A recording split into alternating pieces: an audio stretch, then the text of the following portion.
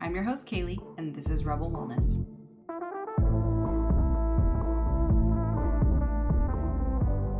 You've just tuned in to Rebel Wellness, the podcast that's here to revolutionize your approach to personal health and well-being. I'm your host, Kaylee, also known as Coach Kales, and I'm thrilled to have you join our Rebel community. In a world that's saturated with fleeting diet trends and unrealistic beauty standards, we believe it's time for serious change.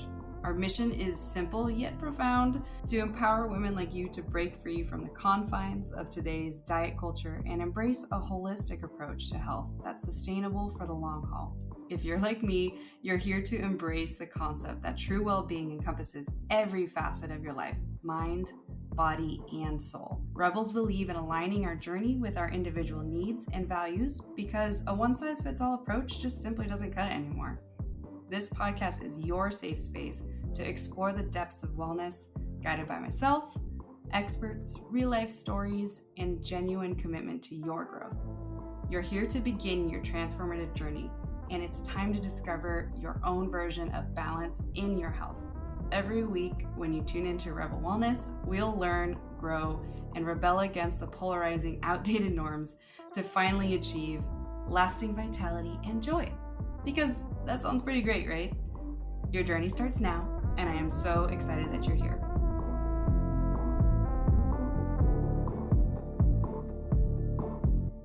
Welcome back, Rebel. I am so excited for today's topic, and I hope that you really take today's chat to heart because it could be the one thing that truly changes a lot of 2024 for you as far as your well-being, and honestly, it bleeds into everything else. Today, we're going to explore a topic that touches every aspect of our lives, and it is often overlooked, especially by many of my clients in the past. So I felt like this was a very important topic to bring out for you today so that you don't make those same mistakes, because honestly, we're all making them. There's a lot of bad influences in our day-to-day these days, and it keeps increasing. I would probably say I have observed that, but I'm going to share with you today lots of great info that you'll not want to sleep on.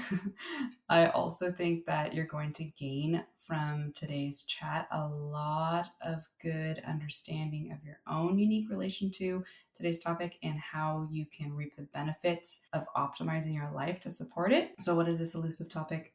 The title probably gave it away, as always, but we're going to be diving into all things sleep today. Before you tune out, it is not going to be boring. Ho-hum, sleep this, sleep that, just need to sleep more. It's not going to be just that kind of conversation. It's easily one of the most powerful foundations for your best health and longevity. So that's why we're talking about it today. But to make it much more interesting for you, I have added in a lot of my pro insights on ways I've seen poor sleep impact my clients' ability to make significant progress in any of their health goals, including losing fat and even unintentionally gaining serious amounts of fat. So stay tuned all the way to the end for those tips in that conversation. More so insights, I wouldn't say necessarily tips, because I do have tips in this episode though, but it's really important that you're aware of the impact that sleep actually does have on that, because it is really common to underestimate what sleep is for in our lives, especially in a work hard, play hard, I'll sleep when I'm dead type of culture we have nowadays. So in today's episode, you can expect us to kind of dive into the science of sleep, uncovering how it intricately weaves into the fabric of our daily lives, and why, especially for my ladies listening, sleep isn't just a luxury. It's pretty much a cornerstone of well-being, for hands down, even more than drinking a lot of water a day. Those are still good, important things, but honestly, if you don't have good quality sleep, like, you're going to be missing out on so many things. But we're also going to be kind of talking a little bit about how REM sleep is important. Deep sleep is important. The intricate dance of hormones that regulate our nightly rest is so important.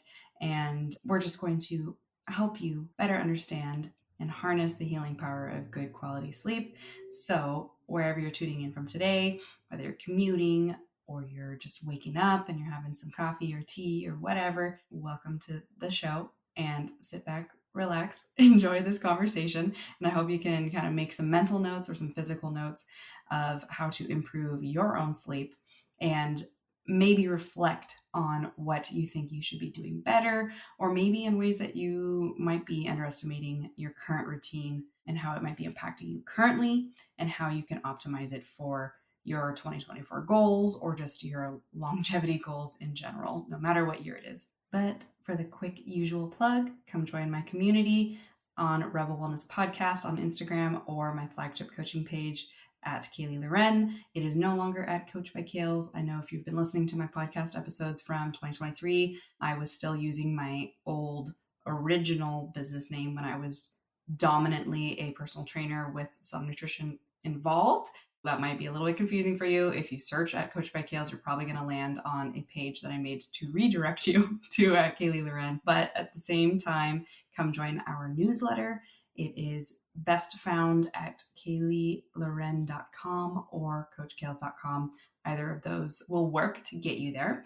And I have a really exciting offer that is coming out in February. I am launching my first DIY course called Flexible Food Foundations, and it's going to be your first ticket to nailing down the foundations around food, better understanding food, demystifying all of the things that go with diet culture, aka what food is good, what food is bad. I talk about all of it and I give you superpowers basically to navigate that entire world better so that you don't fall for diets anymore and that you can just take back your health and wellness and gain a little bit more confidence and joy, honestly, with food. Because my big mission is I like to call myself like a fit foodie. I am true to my soul a foodie. I'm not a put a cheesecake on top of a milkshake type of foodie. I really enjoy the beauty of artistry and the combination of flavors and, everything to do with food. We could go down a rabbit hole of that. A lot of people know culinary was my alternate route that I decided to not go into for a profession. I decided to keep that a passion and a hobby. But with that, I married my love for health and wellness to that passion and wanted to find a way to make nutrition enjoyable for others who align with that, who really do enjoy food. You don't have to be quite as much of a foodie as that, but you still want to access family events and have fun having food and manage and master your relationship to food around all of that to keep that really healthy and confident and basically more empowered, So come join the newsletter. There is also a exclusive sign up list on coachkales.com where it's right on the top of the main page. You can click on it, and that is the wait list for the Flexible Food Foundations course. And everybody who joins that list is getting an exclusive rate for that course. So definitely make sure that you check in on that.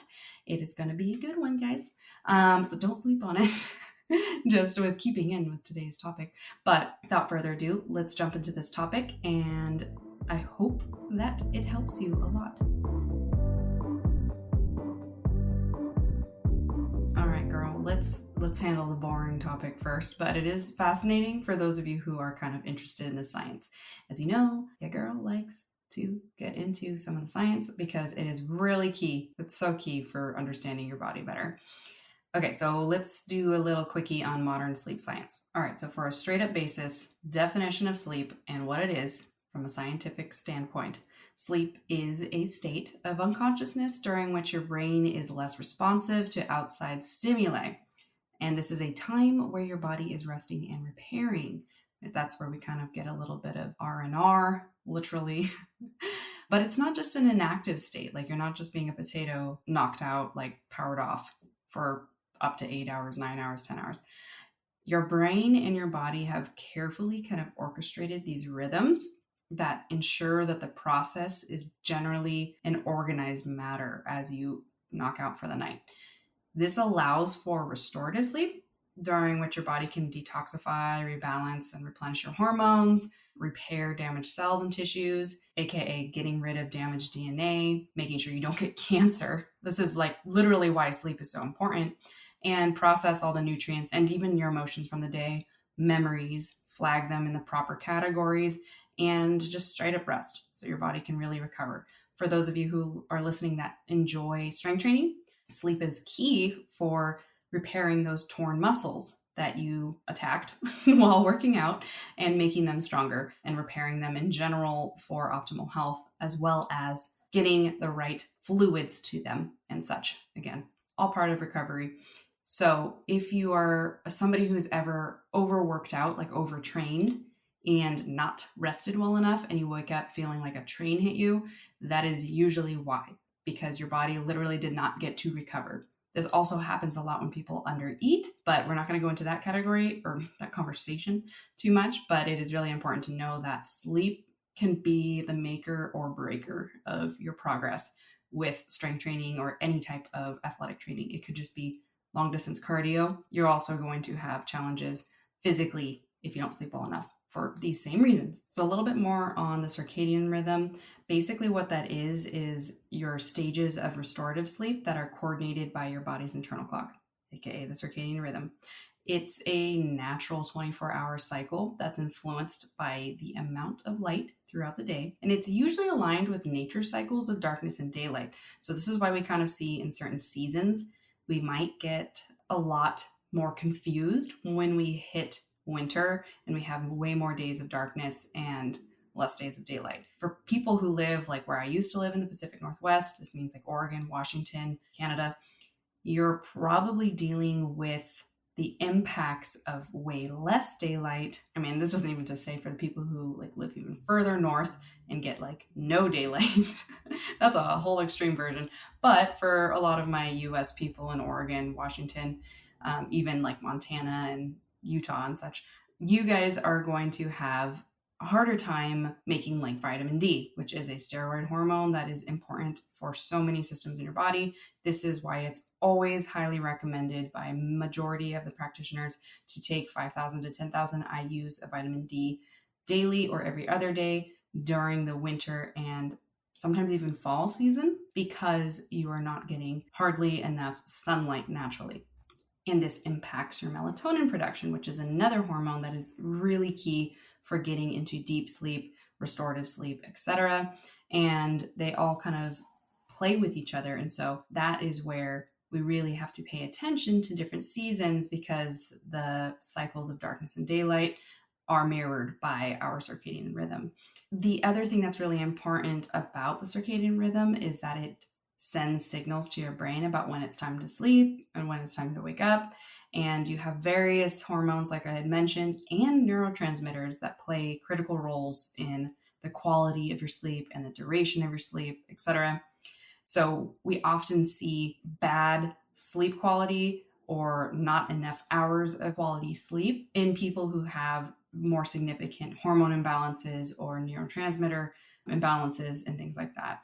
Most of the internal signals that are influenced by environmental cues are influenced by the what's called the suprachiasmatic nucleus, and that is in the hypothalamus. So you might have heard the hypothalamus probably more than the SCN. But it's the area in your brain that controls many of the vital body functions. So it's very, very important. And keeping that optimized is key for a really well synchronized and functioning quality of sleep, neurological health, well-being, and body in general. So a kind of fun part, if you have always kind of wondered what the different two primary categories would be, or the different stages of sleep, so that you can have some like facts in your back pocket to better understanding it, especially if you do invest in something like a sleep wearable. I'm going to talk about those later here soon. But the two primary categories that we divide the stages of sleep into are what's called non-rapid eye movement and rapid eye movement. So if you probably have heard REM, I think I mentioned it earlier, but also NREM is the other half. So each of those have several stages inside of them. And the typical sleep cycle moves through these stages in around 90-minute cycles throughout the night. So as the night progresses, you generally experience longer and longer periods of REM sleep. And it is really important that you get these uninterrupted sleep sections or stages, because they have very specific reasons. How I kind of remember it is NREM is really where you're getting that restorative body sleep, the sleep that you really need for internal health, where you're getting that rest and digest. There's 3 stages, N1, N2, N3. Not super important for you to remember, but it's kind of the stages as you fall deeper and deeper into sleep. But N3 is the most important, I guess, in a way, of the two. I mean, you can't have one without the other, but the one for you to remember is N3 is where you reach the deepest and most restorative stage of sleep that you will need for physical restoration, memory consolidation, and just overall health in general. This is the sleep where you're oftentimes able to get rid of damaged DNA, help repair muscles, feel rested in the morning, get that really good, like woke up, like, yeah, that was a badass night of sleep. And in REM sleep, that's where you get the rapid eye movements, increased brain activity. This is where you get more vivid dreaming, but you also gain like proper cognitive function, better learning, better emotional regulation by having adequate REM sleep. So both of them are very important for different reasons, but that's a little bit of how to differentiate between the two so that you can better understand it without like too much confusion. Because I remember when I learned this whole stuff in my anatomy and physiology, which I took medical level anatomy and physiology because my program at OHSU did not give you a non-medical option, even though I was like, my major in kinesiology and nutrition was on the borderline. So they just threw us all basically into medical level classes when it came to all the sciences, because I have a BS in kinesiology. And it was like, everybody, I remember talking to my counselor being like, hey, this is a really hard class, and I don't know if I'm ever going to be using like much of this information. When I look back now, I'm really glad that it was so hardcore, and I even had to retake one of them, but it was really funny because I was just like, and she's like, you know what? You are literally the 20th student in your major who has said the same thing, that they're really struggling and blah, blah, blah. But unfortunately, this is all we have available for you right now. That was tough, but it was good. But I would say that I very much struggled with some of the depth we needed to understand for these concepts. So I hope that how I just laid it out for you was really easy to think about and understand. But to kind of finish out the science side of it, unfortunately, there's a lot of different very common sleep disorders. Doesn't mean that they're normal for the body. I always have to give you guys that distinction. But most of the common sleep disorders are impacting your health significantly. Even if it's become normalized for you, if you feel like it's your day to day and it's like, whatever, this is how I exist. And you maybe have never felt well rested sleep before because you have one of these sleep disorders, or maybe there's one that I'm not going to list here in a moment, but it is really important to take that seriously because impacted sleep immediately affects the trajectory of your life and the quality of your life and your health. So some of the main ones that we see and a lot of people have, again, common ones, would be variations of insomnia, which is essentially when you have trouble falling or staying asleep, you experience frequent waking during sleep. That is still also called insomnia. I think a lot of times, like especially I feel like in my generation, we think of insomnia as like, I literally can't sleep. I'm just like laying awake in bed. But unfortunately, even people who are just kind of like lightly falling asleep, waking up, lightly falling asleep, waking up. Unfortunately, that is chronic insomnia. And if it lasts longer than more than 3 nights a week or for multiple months, that will increase your risk of many chronic diseases. And same with sleep apnea. A lot of the times this goes undiagnosed, and it doesn't necessarily mean you need to have a lifetime of a sleep apnea machine. But if you are somebody who deals with impacted sleep, like insomnia could be a symptom of having sleep apnea, where essentially sleep apnea is like you're kind of skipping a breath, like you're holding your breath for a bit. There's several other ways that it's technically 2 different categories of sleep apnea. It's where you do physically just stop breathing and then breathe again after several seconds, or your brain isn't sending signals to your body to breathe, and you're getting those same exact pauses in breathing at night, which is problematic because breath is very key for monitoring and managing quality of sleep. And so if you're holding your breath and such at certain times of the night, this can become problematic because you most likely are not getting into those lower NREM or REM sleep cycles, and that's problematic. And the things that chronic diseases that can be correlated to either of those sleep disorders that are very common, you would see depression, hypertension, stroke, dementia, challenges with body composition, usually struggling with excess body fat, and diabetes. There's also like more non-disease related or can be disease related, but pre-disease symptoms you could be experiencing from insomnia or sleep apnea would be fatigue, daytime sleepiness, like needing to nap, irritability, mood fluctuations, and just impaired functioning in a multitude of areas in your life. So it's really important for you to be aware of your sleep. Maybe if you sleep with a partner, or even just if you have a bestie and you guys do a sleepover, have her sleep in the same room as you if you're comfortable with that, and ask her if she wakes up, or ask your partner if they've ever observed weird sleeping patterns that you might not be aware of. I know for me, my partner, I think he actually does have sleep apnea, unfortunately, because he's a firefighter. He is on shift schedule. He gets really crap sleep, and it is like very much correlated to increased risk of cancers, depression, a multitude of different diseases and stuff, which is not fun, but he is a necessary person for our community because less and less people care about taking care of other people nowadays. They're having the hardest time filling these first responder jobs because, yes, they are really hard on the body, and it is a really tough job. A lot of, if you don't know, they don't just fight fires dominantly. I mean, that's like the last or the least thing they really actually do for city firefighters. He's a professional city firefighter. But anyways, it is really tough. It's so tough because it's like serving the community and loving his job, but also simultaneously harming himself and his like longevity predictions. And so it's tough. But at least he has me, because I annoyingly try to keep him on track with as much as we do have control over.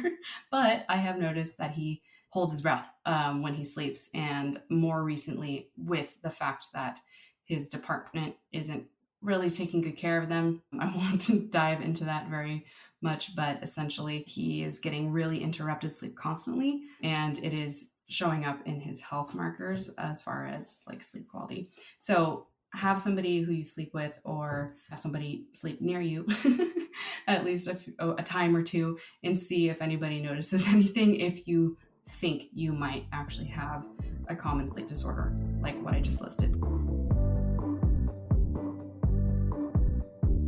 All right, so now let's transition out of the science. That was all the science. Good job, you guys made it through.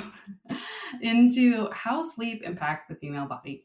This is super key, and it is definitely a lot more nuanced when it comes to the female body, which is why I want to highlight it. A lot of these things, if you're a male listening to this, are still important for you to know and can also still happen to you. But the female body is far more sensitive to unusual rhythms of sleep, and it does show up very aggressively, especially if you don't take care of your sleep quality for an extended period of time. So what we would call like chronically not sleeping well. So first, it's kind of important to say that many factors can contribute to sleep issues and disorders that include the very common perps of stress, lifestyle factors, imbalances in your gut microbiome, your micronutrient stores, and the different levels of the hormones circulating in your body. So when you are listening and kind of becoming mindful of your own sleep and your own sleep habits, we like to also call it sleep hygiene. It doesn't mean whether or not you're clean. It's actually just a scientific term for how well you take care of your wind down phase, your sleep environment, and your day prior to sleep is all what can kind of contribute to your sleep hygiene, quote unquote, which they all are very important for their own reasons.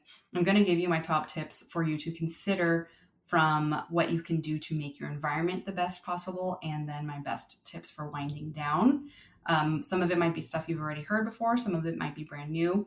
And I remember a lot of what I'm going to share is straight from a sleep scientist himself. I went to a symposium 3 or 4 years ago, and I was fascinated by this sleep scientist and what he was talking about. But they're all his top tips of creating the best sleeping environment. So stay tuned for those in a moment. But going back to it, I would say the biggest thing my female clients struggle with that impacts their sleep and their sleep quality is stress. And it's not just physiological, it's also emotional and mental, aka. And it has a really profound impact on your health overall. So a lot of my clients tend to get probably internally annoyed when I say, how are your stress levels, when we're talking about like stubborn fat loss or anxiety or what is it, binge eating, a variety of things. It's really important to know that stress is typically the first thing we have to look at. And it's unfortunate that nowadays the most common thing, especially a lot of my working females will write off, is that they almost think that they have to be in a state of stress for success, and they can't understand not having stress. They think that that's a luxury, and they think that it's not important, they're not worthy for it, whatever it is. They think that they must have stress, and they can't even like contemplate how to reduce some of the stress in their life.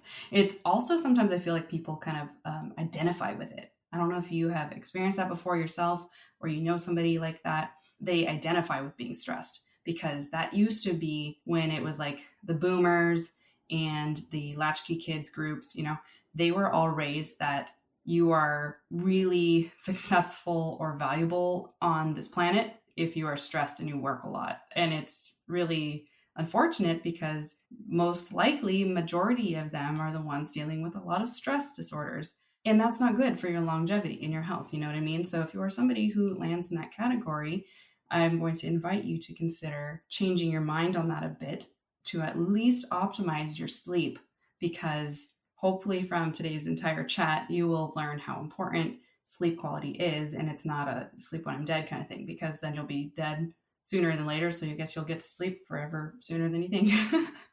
Not to be morbid, but that's just reality. I think actually like the human brain starts to malfunction after 120 hours of no sleep.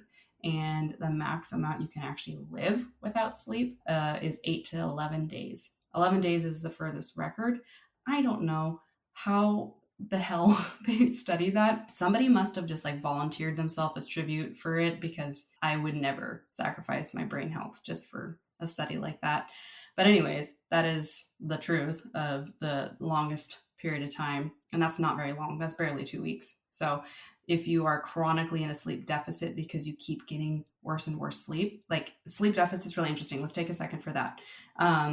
Sleep deficit, which actually I'll talk about how you apply that more with the wearables here in a second. But sleep deficit is a situation where, let's say you are having a great weekend. You sleep maybe on average 8.5 hours. You feel great. You come into the work week, you get 7.5 hours Monday, 7 hours Tuesday, 6 hours Wednesday, 6 hours Thursday. All right, now Friday, ideally, you're going to try to get 7.5 again. And then over the weekend, you try to make up that sleep deficit, which is why sometimes you feel your body is actually able to sleep for 8.5, maybe 9 hours unprompted. It's because it's trying to make back that time it lost during the week. This is a really common situation. I know that it happens to me quite a bit when I have like wonkier weeks, or it happened a lot more when I would wake up really early for clients, like 3 to 4 days a week, or when I used to open the gym when I was even earlier in my fitness career, which meant 4:30 in the morning days, which was just horrible. I'm glad I was in my early 20s at the time, because I think that's like about the only time that my body could manage it better. I would never do that at this age anymore. I'm at the ripe age of 30. But I noticed physical changes, to like insane physical changes, because I was getting so much less sleep, just waking up for my 5:30 in the morning clients for 3 to 4 days a week for like 3 years. That was not fun. When I look back at it, it was worth it, because I absolutely love those clients and all that kind of stuff, but how it was impacting my body, because I would work till 6 or 6:30 in the evening. Then I was running and growing my business, so I'd be up until like 10:30, sometimes 11. So I'd be on average always getting 6.5 hours of sleep. And my body is a 7.5 girl. I'm a 7.5, 8 girl. And so I never realized how metabolically that was super not good for me. And it made sense why on the weekends I would sleep in hardcore, because my body was like super deficit the entire time. So think about your work-life balance, figure out, are you doing kind of a weird pattern like that? Like you don't have a good schedule, and that is a problem. But that's kind of where like sleep deficit comes in, if you ever heard that term or you've ever observed it just naturally in your life, because that is really what is happening. But coming back to the stress, it's kind of funny because they are almost synergistic with each other. Because when you are stressing, you stress just in general disrupts your average like structure of your circadian rhythm. And then having crap quality sleep essentially becomes more stress. So you're like doubling your stress with your stress because you're undersleeping and then you're stressed. Then your work is stressing you out, and then you undersleep and you're stressed more. And it's just a really toxic cycle that is not good for you long term. If you ever noticed any time in your life where maybe you were also like me working a job where it cut into your sleep, or you were highly stressed for years on end and your sleep was absolute crap, you found yourself just like passing out, snoring, mouth open, catching flies whenever you had a moment to actually like chill, that was a sign that your brain was like, woman, I'm gonna like turn you off right now because I need some freaking sleep. But even at that, your sleep quality might have been complete crap because it might not have been going through the regular cycles, especially if you are not getting long enough sleep. So you can be very, very sure that there might be a higher risk for you with disease if you don't take care of that now. Now is better than later. Don't wait until you're 60 and be like, okay, now I'm retired. Now I'm going to take care of myself. Like, no, get ahead of it. It'll also help your menopause, perimenopause phase for like a multitude of reasons, but it is really, really, really important for you to understand that everything down to your hormones, your nutrient absorption, your muscles, everything relies on lower stress and better quality sleep. And utilizing substances like alcohol, certain drugs, chronic caffeine, like we're talking 500 milligrams or more daily, which can be literally like a Red Bull a day or a Monster energy drink a day, or even some of the sporty, healthy looking caffeine drinks or pre-workouts. They can be packing huge punches of caffeine.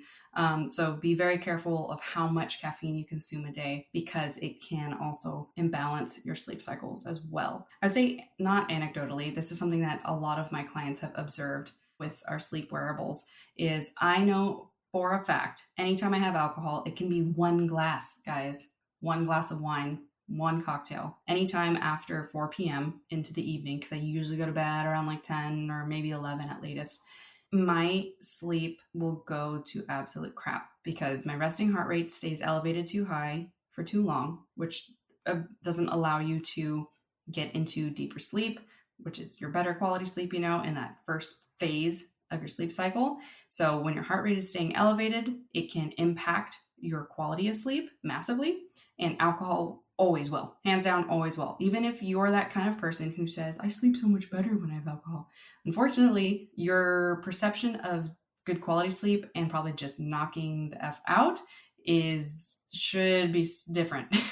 You probably are thinking they're the same, but unfortunately, you just passing out and not remembering how the rest of that night went or something like that does not equate to good quality sleep. Unfortunately, that just meant that it actually just put you out. So nightcaps are a really bad habit. They are going to decrease the quality of your sleep. And over time, you're going to start feeling the effects of too much consistency with alcohol, because you're not going to have as good of memory. You're not going to have as good of quality emotional control. You're going to have impacts on your cravings, because it has a lot to do with your leptin and ghrelin, which are your hunger and satiation hormones.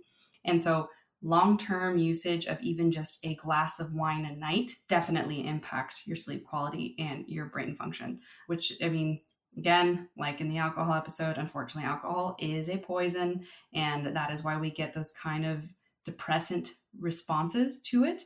But over time, it is actually a stressor on the body because it is a poison, and it impacts us more, especially neurologically, than we might think. One of my 2024 personal goals for my health was to significantly reduce my alcohol consumption, because ever since my grandma passed, I'm just going to be vulnerable with you guys, I've increased my tequila and gin, cocktail and or wine consumption relatively significantly compared to ever before in the past. I never really drank alcohol most of my teens into my 20s. I actually started drinking alcohol more casually once I hit 23, 24. And even at that, it was still very casual. I'd say during the pandemic, I had a little bit better hold than some on my alcohol because I kind of recognized that a glass of wine a night sounds great all the time, but it's not good for me at all. but and then after my grandma passed, I did notice that I was utilizing it more frequently without necessarily being aware of it for the kind of numbing effect, you know? And I can get buzzed off of one margarita, sometimes two, maybe. And so it was like easy for me to access that. And so it kind of didn't get out of hand. It wasn't like every night, but it was like every weekend. And that's really unusual for me. And so I realized that this year, I really want to take my power back over alcohol and be more of a sober girly with that and just cut it back to like 1 to 2 events where I have like maybe 2 cocktails 1 to 2 times a month. Like that's it. Like, and that's my personal goal. If I can even have like entire months where I didn't drink at all, that's even better. But I have noticed even it has impacted like my quality of my recovery for my workouts. I've even noticed like some earlier premature aging. And I know that's because the last 2 to 3 years, there's been a lot more casual drinking than usual for myself. So if that's something that you too think that like, hey, maybe it's time you do that as well, that's great. I would always recommend that because it is unfortunately, like I said, a poison, and it's getting out of hand at how much we casually do it in our culture. And I talked about this with like a ton of my clients, and during the pandy, it seems that a large amount of us have picked up casual nightly, daily drinking and kept it after. And that is a huge issue. I've noticed a trend towards a lot more girls wanting to become sober, and it's really great. I think that it's very important for us females to make sure that we take care of ourselves, especially with our hormones, because when our hormones go out of whack, which always happen with excessive alcohol use, even not excessive alcohol use, it impacts our hormones. It will constantly derail your progress. So you can't be mad at yourself for not making progress if you are consistently drinking more than 2 drinks a week. And it is so easy to drink more than 2 drinks a week nowadays with how our culture is now. So that's something to think about. And that's outside of sleep, but it's definitely correlated to sleep, because let's take a second here to talk about how sleep impacts weight gain. So it's really interesting to note how countless medical studies have highlighted the profound relationship between sleep quality and weight management. So the endocrine and nervous systems, when we're sleeping, where 2 hormones also serve as neurotransmitters, aka ghrelin and leptin, like I had mentioned earlier, your hunger and satiation hormones. Ghrelin, I like to think as a gremlin. It's the one that makes you hungry. Leptin is what the hormone that tells you, hey, I'm not hungry anymore. We're good, you know. Both of them are playing their parts when it comes to sleep as well. So when we don't get enough sleep, our leptin levels drop, which means that we don't feel as satisfied after eating. Big red flag, guys. Super important to understand this, because this is what I was saying in the beginning. I was going to give you some like professional insight on why your weight might be stubborn if you're somebody who doesn't take good care of their sleep. So when you don't get enough sleep, your leptin levels drop. So that means you're not feeling as satisfied after eating that next day. Meanwhile, your ghrelin levels rise. The little gremlin is like, I'm hungry the moment you get up, basically. And it increases your appetite throughout the entire day. So essentially what this becomes for a lot of people is overeating. And overeating tends to lead to gaining weight or maintaining weight, maintaining body fat, yada, yada. So this is problematic for a lot of different reasons, because we also, when we are sleep deprived, tend to go towards high energy dense foods, because our body's like, yo, I did not get any energy back because of a good quality sleep sesh. I need energy from food. So then we're more inclined, especially as females, because there's also other hormones involved. We want higher sugar things, higher starchy things. You know, starch is essentially sugar, a natural form. Well, sugar is natural too, but there's also like processed fake sugars as well nowadays. And so our body is seeking those quick energy fixes a lot. And a lot of those foods tend to spike your insulin to higher levels than you'd like. and it triggers fat storage. So blood sugar spiking doesn't always mean you're going to have fat storage. That's kind of a semi-myth.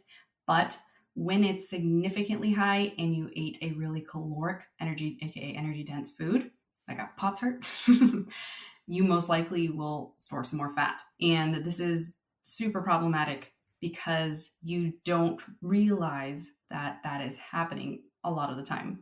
You might just think like, oh my gosh, I'm so exhausted. I just need to eat something. I don't care what it is. I just need to get that sugar hit because I need some energy. And it's a bad cycle. But unfortunately as well, insufficient sleep also causes metabolic dysregulation. So it can contribute to blood sugar intolerance, insulin resistance, increased oxidative stress, which is basically where harmful free radicals outnumber the beneficial antioxidants. So that puts you in a condition where you're at risk for disease or dysbiosis in your gut or aging on your skin. Like, hell no, like not just to the aging of the skin, like all those things.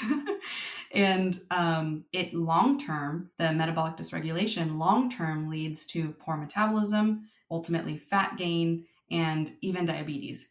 So this is also where poor sleep can contribute to a good amount of metabolic, like a shitstorm of metabolic things, for lack of better words. So if you're somebody who does land in a category where you're not getting sufficient sleep, you can expect to have all the opposites of everything I just talked about come back into your life positively by putting a lot of effort and focus into better quality sleep, longer sleep, removing alcohol, removing caffeine after 2 p.m. There's so many things that will benefit you that are just the complete opposites of a lot of those things that we just talked about. So I hope that that's a little bit helpful for you to kind of see what can happen or what might be happening for you for neglecting good quality sleep. But now it's your chance to make the choices to change those habits and access better health through simply just adding some more hours back into your sleep time. And for any of my mamas listening, my moms to be or currently moms of kiddos that do not sleep very well yet. It's usually everybody who's got kids under the age of 4, honestly.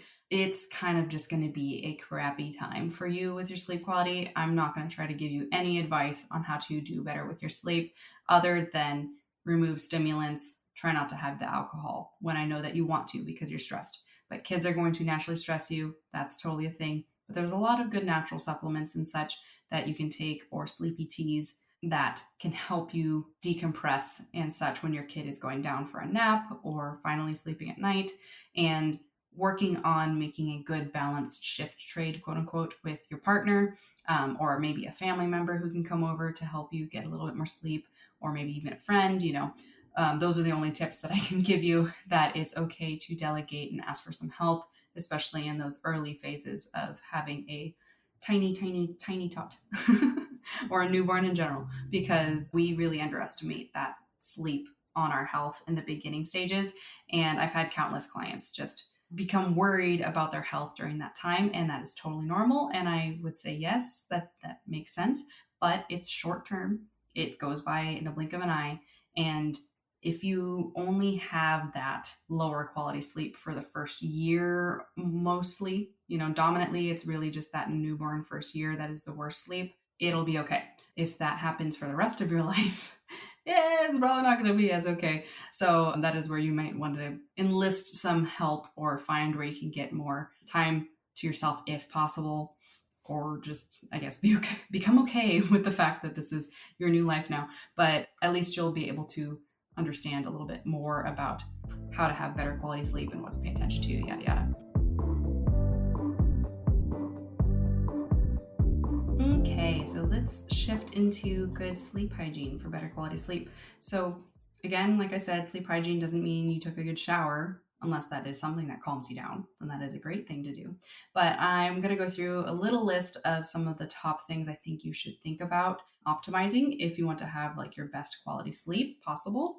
And I recognize that a lot of people don't always live in places that are quiet and dark, and maybe live in the city. It's pretty frequent to have distractions. I'll share some insights on what you can do to get around some of these if you are in one of those scenarios. But I do want to acknowledge that because obviously not everyone lives in a quiet little picturesque neighborhood.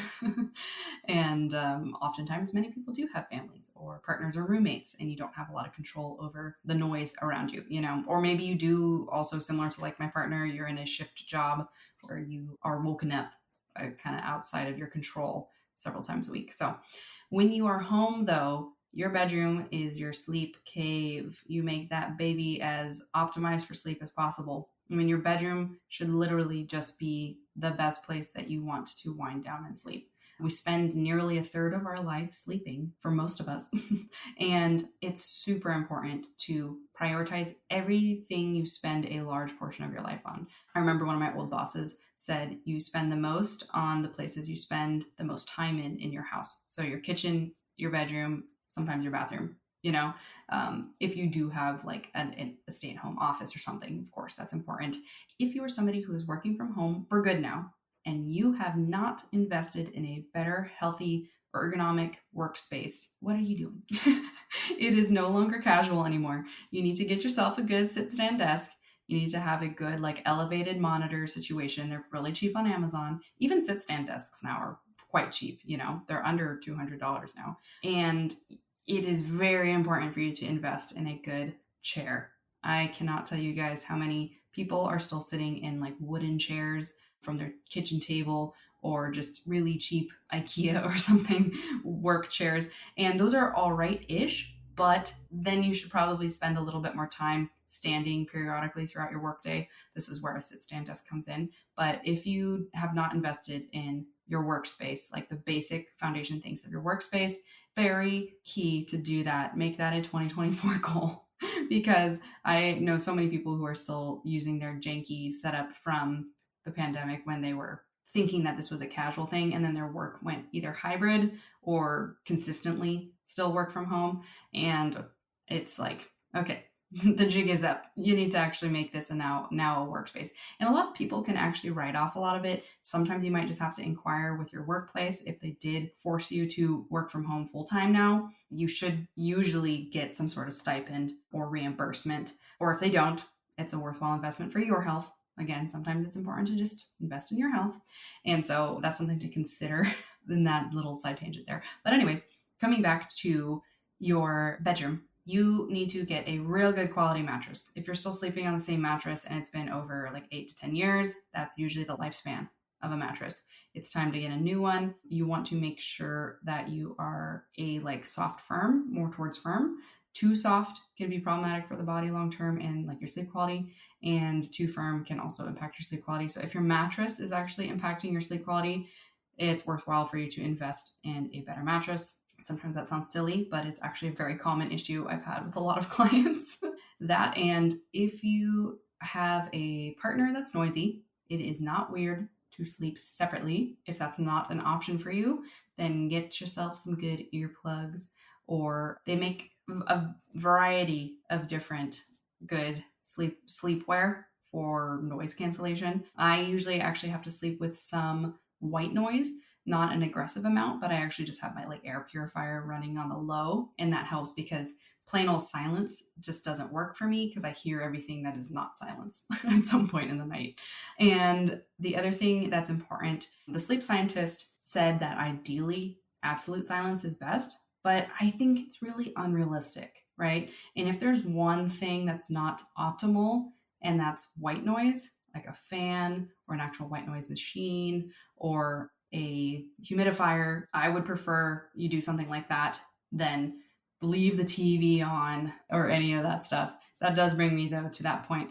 One of the best things for your sleep hygiene is to not have blue light in your room. So you can cover like any blue light things like plugs or your phone. Make sure you flip your phone face down. Honestly, it's actually a better strategy to not sleep with your phone next to you. I know a lot of people like freak out with that, but consider getting comfortable with it. Like leave it in the bathroom or put it across the room, charging on your dresser face down in do not disturb mode. Making sure that you're not waking up because of notifications and junk like that and the blue light coming on, because the key tip of no blue light in the room is super important, because out of all the different rays of light, and all rays of color light impact your body's release of melatonin, which is your wind down hormone. That's the one that makes you sleepy. And it also is the one that gets you really good into that deep sleep. If you have blue light is the top light that impacts your sleep quality because it can literally make your brain think it's still daylight for you and keep you awake. So if you're somebody who is used to winding down, scrolling on their phone or staring at the TV, and you have problems falling asleep, or you find yourself frequently up till later than you'd like to be, that's your first goal. And I know that that's like lame because we've made it so commonplace to relax, quote unquote, on our phones. But I mean, something you can do to try to counteract that is get a blue light blocking, a good quality asterisk phone cover, like glass, tempered glass. I have one on my phone that I always use. And you can just order them on Amazon and put them on yourself.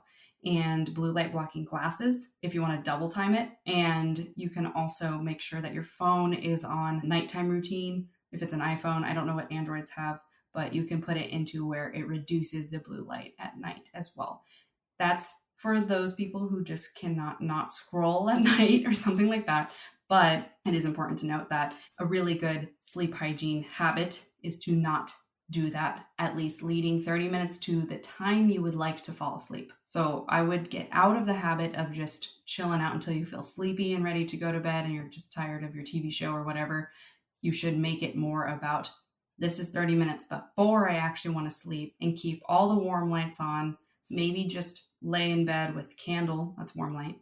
Read a book, maybe, with, again, warm light. You want to make sure you're not doing too many LED lights. Again, more lights that have blue light in them. You want to shift to those warmer temperature lights. You can replace a lot of the light bulbs in your room with those types of bulbs as well. Our entire house is essentially warm lights because we're a warm light family. And coincidentally, I just discovered a scientific study that came out last year where they're even finding that blue light based, like LED based lights, actually can increase a variety of diseases, including like hypertension, diabetes, different heart diseases, tons of things like that, just by simply being under a blue light more frequently in your home. So, and a lot of my friends, every time they come over, they say like our house is so cozy and inviting.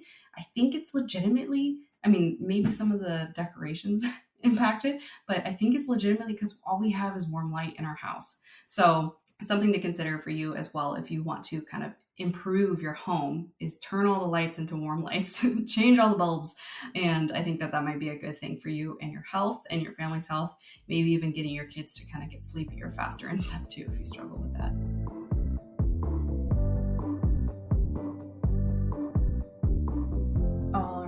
Q&A portion of the podcast. As always, if you are new here, this is where I answer questions from my listeners, and it can be anything around the topic of wellness if I have the answers.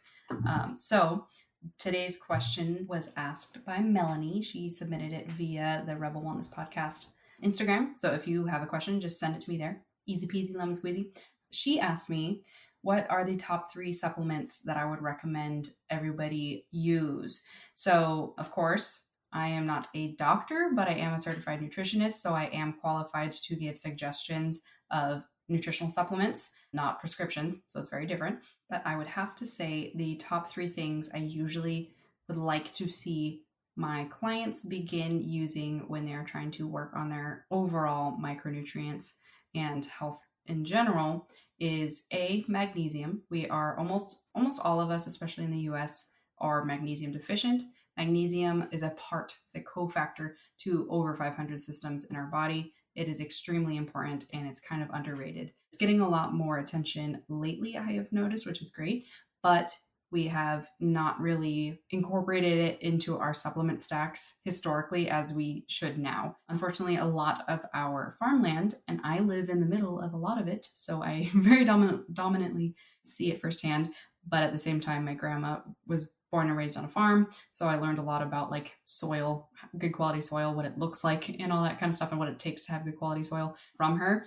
And we just have really low quality soil now because we are turning crops like crazy. Like the moment that they harvest, they plow it down, smash everything apart with these really aggressive looking tractors with blades, and then they set them back up, plant the seeds, next round, like immediately. There's like hardly any downtime in between, and they don't really crop rotate anymore. So they artificially put nutrients into the soil just good enough to grow the plants again. But that means that we have lower nutrient density in our foods. Unfortunately, that is just the case for majority of the situations. So with that said, magnesium is important to incorporate externally through supplements. I usually recommend magnesium glycinate or magnesium bisglycinate because it's one of the most absorbable, but there's a lot of different forms of magnesium. So there's a ton of different variations that kind of do different things. Glycinate helps with like calming. So it's also a very calming nutrient.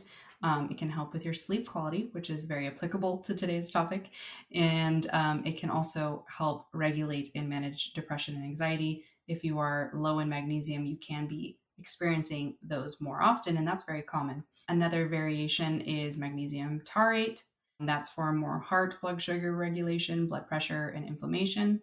Malate is a really good one for somebody who has fibromyalgia. If you're somebody who struggles with chronic fatigue, muscle tension like cramping, migraines, and indigestion. Similar to the digestion topic, magnesium citrate is very good for digestion and regularity with stools, so bowel movements. If you're somebody who is like constipated, you can take citrate is usually the form you get when it's in the powdered. So a lot of people take like I think the brand is like Calm, Magnesium Calm or something like that. And it's like usually pretty tart and fizzy. And it's usually like a lemonade flavor or something like that.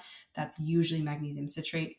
And that one also it does have calming effects, but it typically will also help you become a little more regular in the bathroom. So you can take that as a natural aid to bowel movements.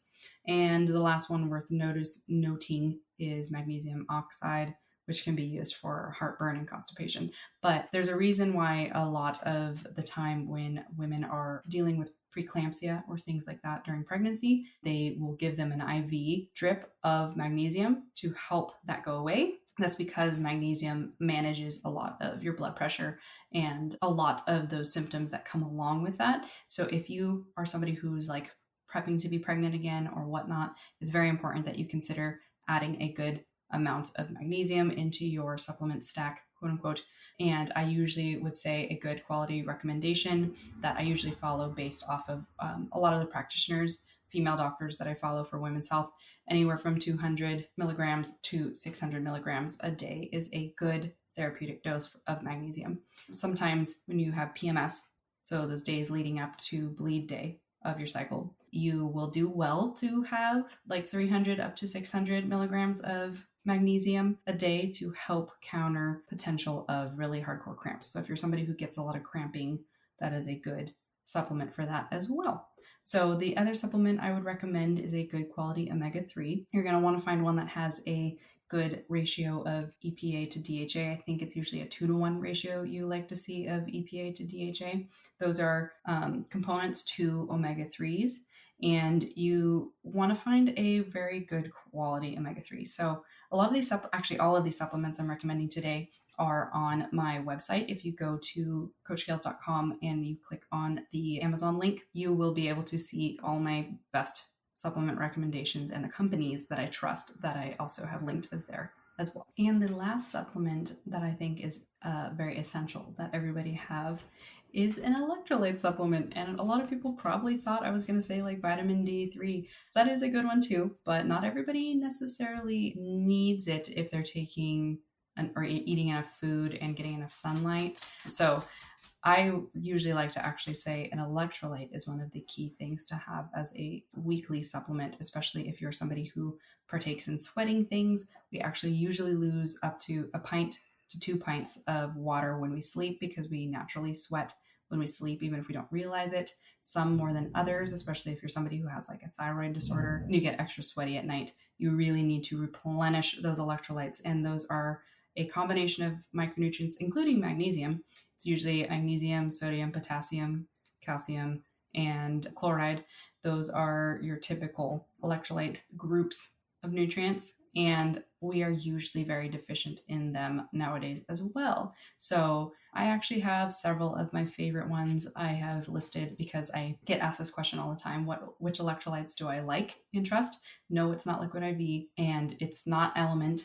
element's still good, but it's not the best for most people unless you're in a ketogenic diet or a carnivore diet. So I actually have several of my favorite, including like Redmond Relight, Highlight, which is an actual capsule version. So if you're not somebody who likes to drink electrolytes, or Noons, those are my usual go-to for a lot of my clients because they're in little carry wherever you want to go to. So again, if you would like the down and dirty list of my favorite supplements that I usually recommend to my clients, you can find them on coachkales.com, and you can go to services and resources and it'll pop a little bar down and just select the shop Amazon. And there's a lot of great other stuff that I have added to that recently. It's kind of a nice place for me to be able to share everything that people ask me about a lot. And it's all linked to like Amazon, so it's pretty accessible to most people. So I hope that's helpful for you. And very good question. And again, if you have a question that you want to be featured on a future podcast and you want to ask me that's wellness related, shoot me a DM with that question on Rebel Wellness Podcast, or you can also DM at Kaylee Loren. Those are great ways to reach me. Now back to the show.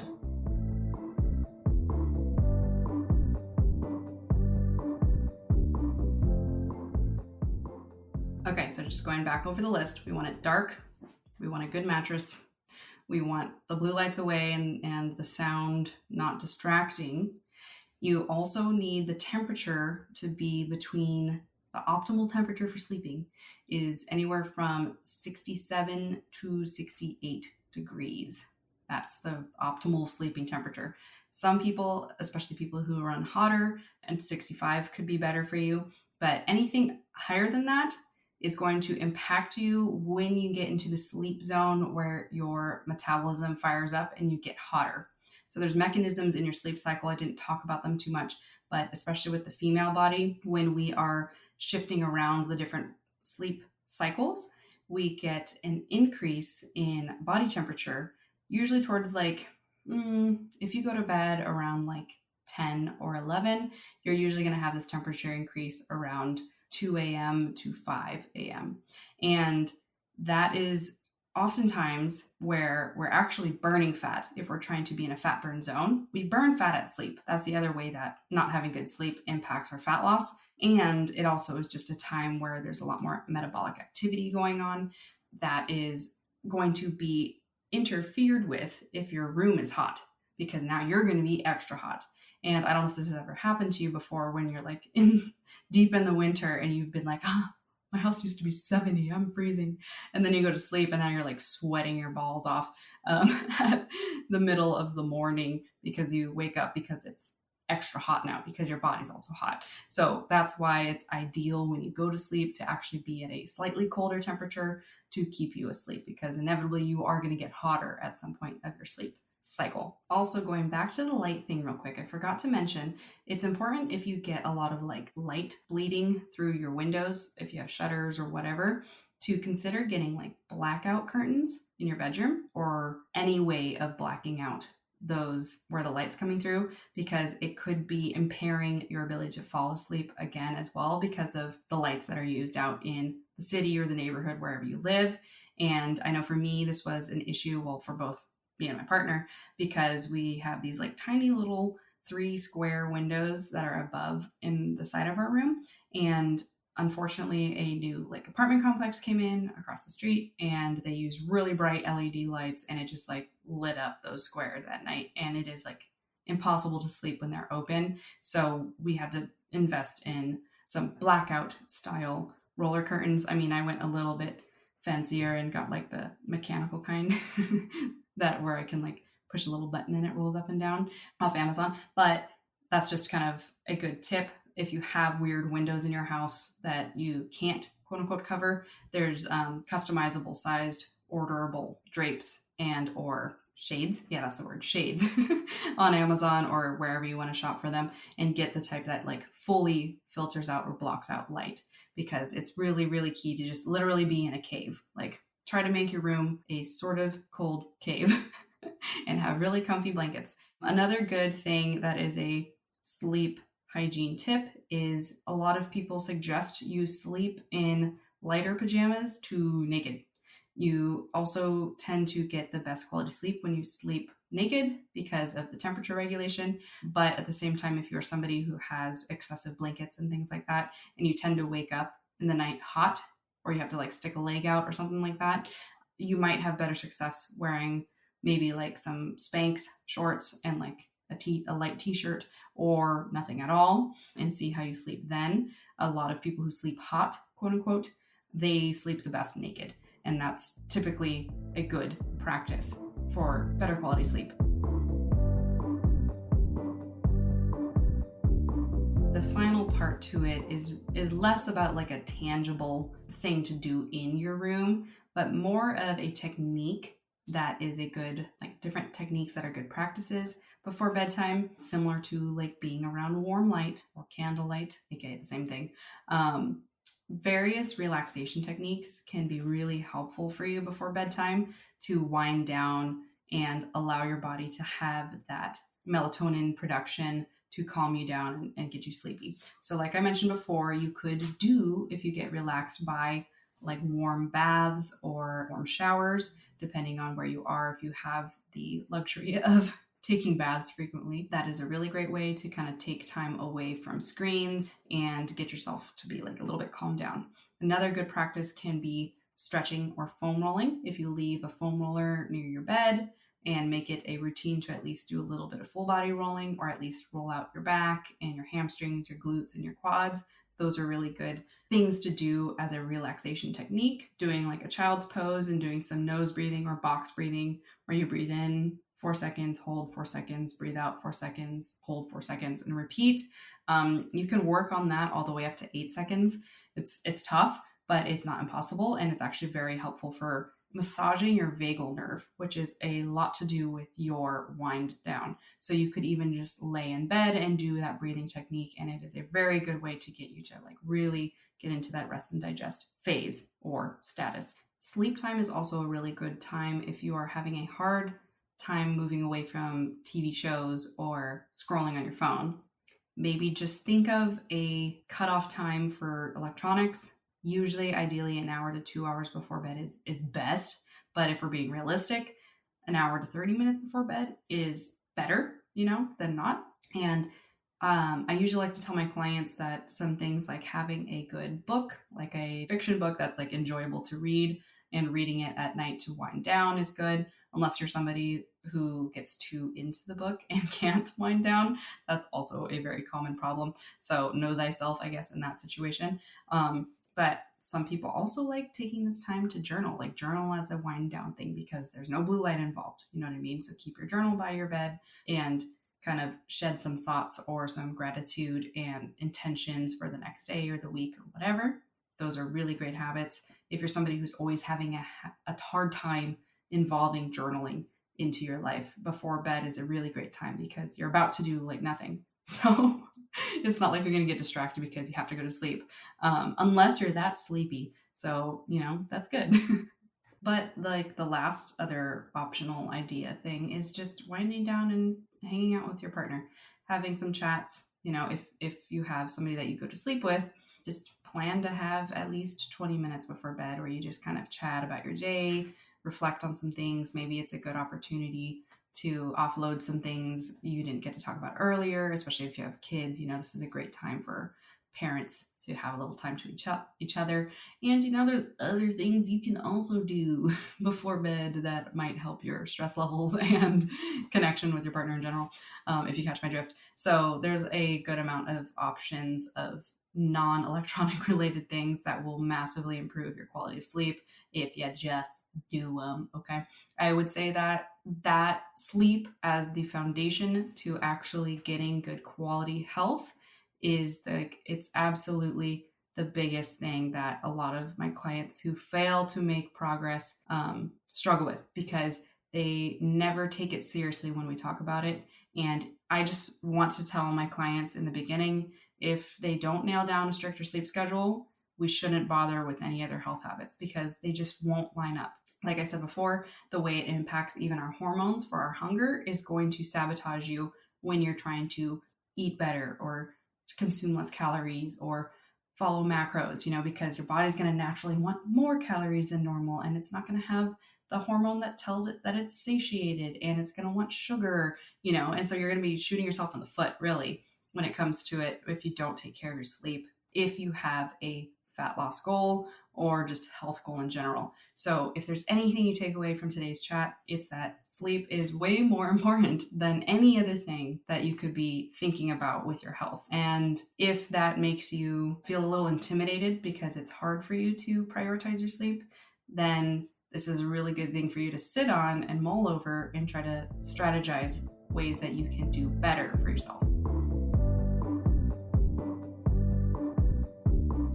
All right, final thing I said I was going to talk to you about is sleep wearables. So we're going to make this one a little bit quick. I honestly, personally, very much love wearables for sleep monitoring because I have found it to be massively impactful for my progress with my sleep quality and healing myself in general because of that.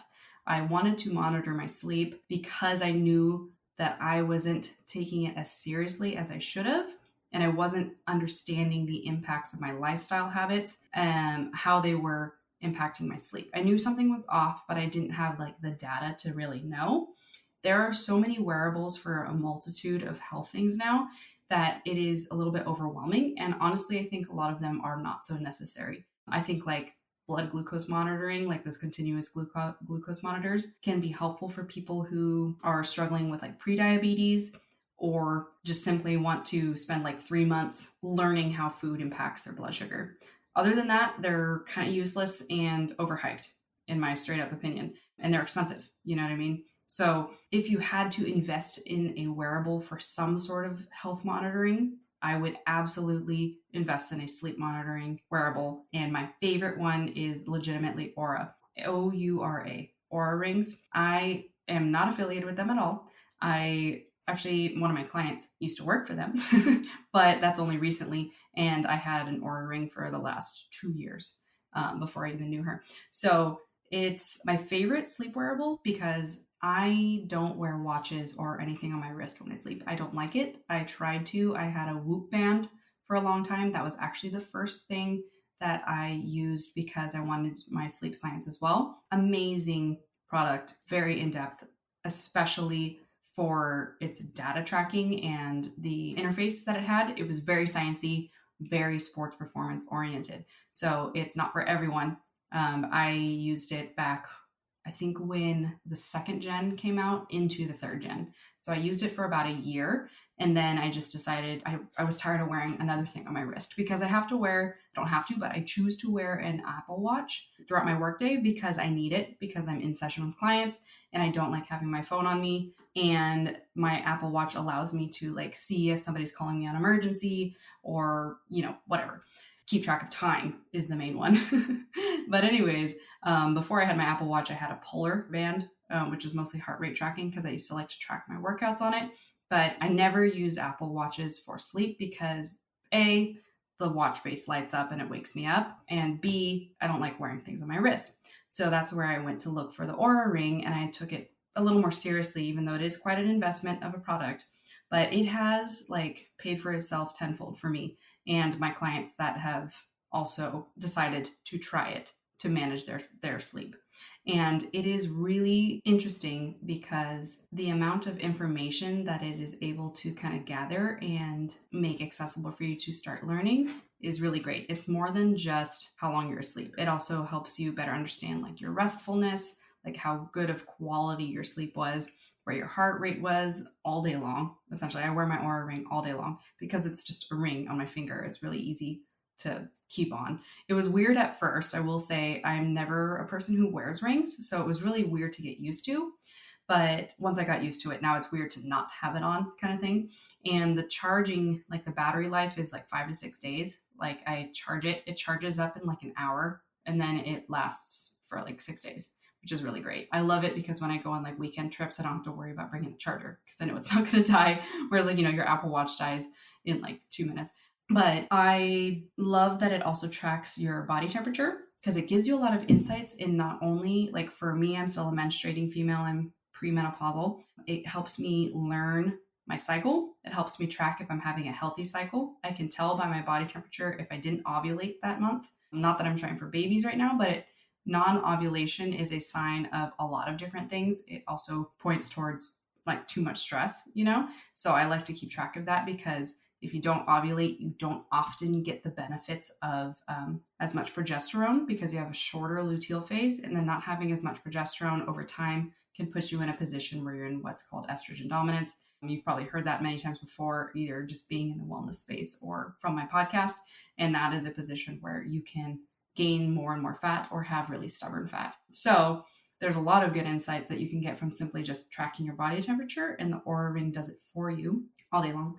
And so you can also discover precursor signs of being sick. Like a lot of people who have gotten the flu or whatever, you can see exactly where you're catching a temperature increase, which is a good sign of infection or viral load, etc. So that's also really important information you can gather from the ring, from the temperature part. But also, like I had mentioned before, it's really cool to see how different lifestyle habits influence your sleep quality. So that's where I've learned, hands down, no matter what, I always have impact to sleep when I have alcohol. The other thing that's interesting is I learned, like, when I occasionally partake in cannabis, which isn't often, I'm not a weird narc again about it because I have learned that it is a very powerful natural herb for a multitude of health reasons for people, and it's just been demonized over the years for probably a lot of different reasons. But anyways, wherever you stand on it, I totally respect you, and hopefully you respect me. That I don't get into REM sleep at all or hardly much when I have cannabis. So I don't get deep sleep when I have alcohol, and I don't get REM sleep when I have cannabis. And a few of my other clients who also partake in both of those have noticed the same exact thing for themselves. So that's really interesting data to kind of interpret from your sleep tracker. And that can help you navigate your sleep habits as well, because there are a lot of people who have taken to the potentially bad habit of sleeping, having marijuana, cannabis before they sleep every night.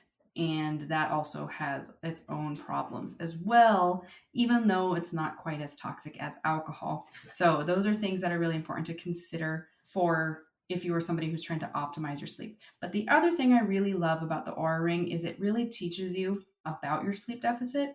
So if you are a person who is kind of overdoing it and you kind of know it, but you're not really sure, a recent addition that they just added to it is stress monitoring. So it kind of tells you, like, on average after the day is completed, what your stress was like. So if you were in a stress state for a longer portion of the day, if you were in an active state, so you're like a normal amount of stress, or if you're in a relaxed state where you got to kind of have more recovery. It's a great way for those of us overachiever girlies to get more connected to how much we are overachieving. So if you are a chronic overachiever and a busy bee, you might notice that you're getting not very good recovery scores on your Aura Ring. And it's usually because you didn't have very good quality sleep, not long enough sleep, or your days are constantly too stressed or too stressful, and you're not reaping the benefits of good quality sleep because your day was just needed a lot more than just good quality sleep to recover. So if you're somebody who just like works too hard too frequently all the time, like you're working 6 days a week or whatever, that hello me for a long time, which is probably what contributed to my adrenal fatigue, you're going to be really slapped in the face with the realization of it through this sleep tracker. I don't have a lot of experience with other ones because I have used the Aura Ring for over 2 years now, and I have just preferred it. I've not really wanted to try other ones other than the Whoop band.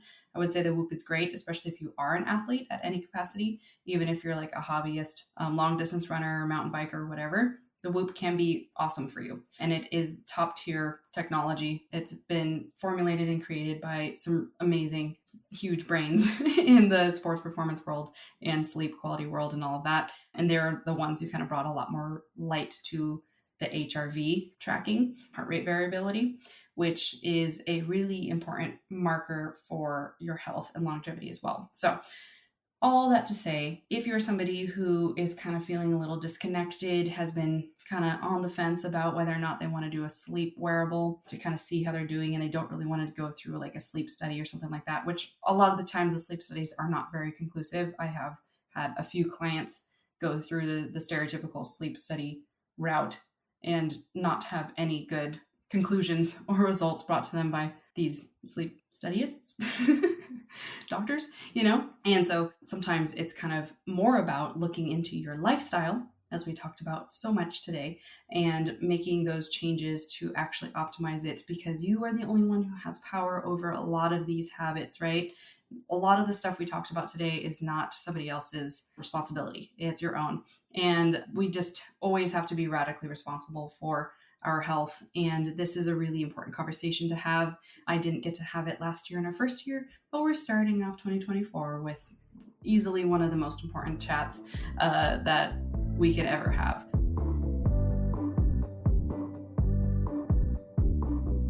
So I hope that that was a good chat for you today, and that you feel a lot more well-versed in understanding the importance of your sleep, because you can reap so many good benefits, girl. Like, you can get much better energy, really happy, healthy looking skin, plump lips, no bags under your eyes. You will need a lot less makeup if you have better quality sleep.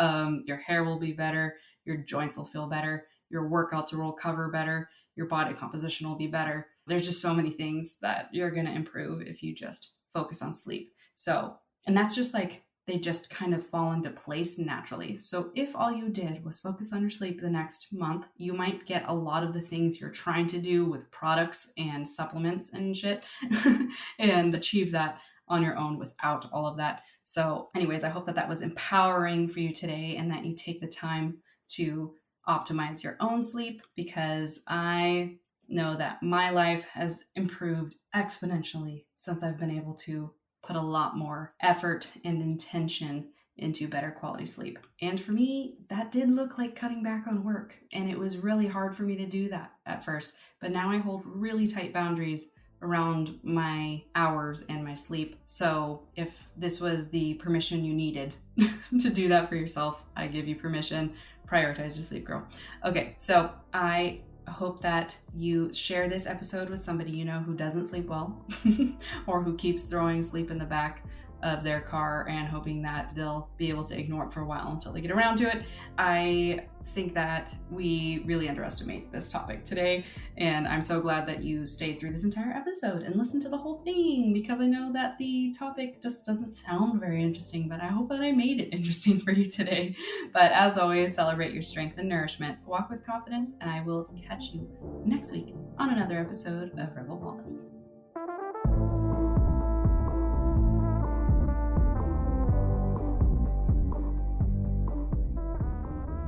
Are still listening, thank you for tuning in to our latest episode of Rebel Wellness. If you've been enjoying our conversations around health, fitness, and wellness, I have some exciting news for you. So if you would love to join our newsletter group, you can join us on coachkales.com, or you can join my Stan store at stan.store/Kales, Kailes. And that's an awesome opportunity for you to snag some freebies that I've created, including a macro hack grocery list that is going to help you kind of design a custom grocery list, especially for following macronutrients, because as you know, if you didn't listen to my Macros in May series, I would go back to those episodes, because it has been a game changer for so many of our listeners for getting more on top of how to shape their physique and their health goals with the food they're eating. So don't sleep on that. Go get your free download, STAN, like Stan the man, stan.store/Kales, and you can also join our newsletter from that. And if you would like to reach out to me, chat, maybe work together, you can also contact me through my website, coachkales.com. And I would absolutely love you to join our Rebel Wellness Podcast Instagram, which is at Rebel Wellness Podcast. And you can also join my flagship coaching page at Coach by Kales. That's where it all began. That's where I share the most kind of custom to what I work on specifically with my clients on that page. So join that one. It's all feminine wellness focused, and I share some great stuff, some goofy stuff, things that you just don't want to miss, as well as healthy recipes and things, and easy recipes, because we all kind of need some easy grab and go things, don't we? So I would love you to join both those pages, as you'll be joining a community of like-minded females who are all committed to living their best lives.